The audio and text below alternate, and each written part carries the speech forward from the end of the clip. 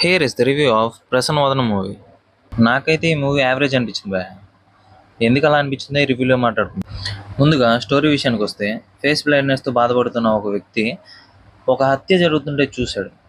చూసినా పెద్ద ఉపయోగం లేదు, ఎందుకంటే అందరి ఫేస్లు తనకి ఒకేలా కనిపిస్తాయి.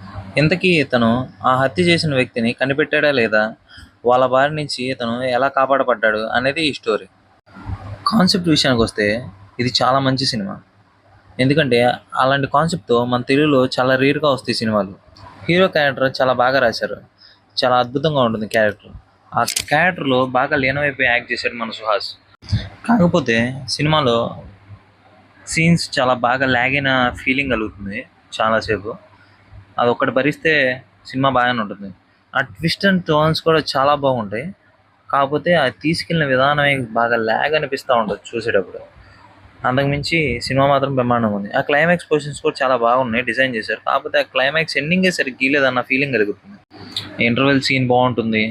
తర్వాత వచ్చేసి అతని క్యారెక్టర్ ఎక్కడ డిజాల్వ్ అవ్వకుండా జాగ్రత్తగా క్లైమాక్స్ దాకా అదే పోర్షన్స్ని చాలా బాగా మెయింటైన్ చేశారు. హీరోయిన్స్ విషయానికి వస్తే దీంట్లో మనకి ఇద్దరు హీరోయిన్స్ కనపడతారు. దాంట్లో ఒక హీరోయిన్ మాత్రం బాగా చేసింది. తను ఉన్నంతసేపు చాలా స్క్రీన్ ప్రెజెన్స్ చాలా బాగుంది. చూడడానికి కొత్త అమ్మాయి అయినప్పటికీ చాలా అందంగా నీట్గా కనిపిస్తుంది సినిమా మొత్తం.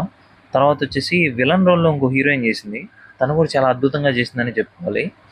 నందు క్యారెక్టర్ కూడా చాలా బాగుంటుంది, నీట్గా ఉంటుంది. యాక్టర్స్ మాత్రం వాళ్ళ యాక్టింగ్ పరిధి మేరకు బాగానే చేశారు, ఆకట్టుకుంటారు చూసినంతసేపు.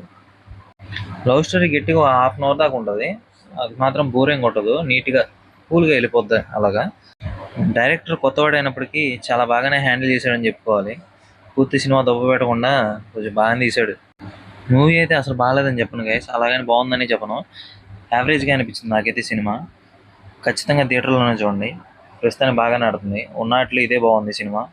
Bye guys, bye bye.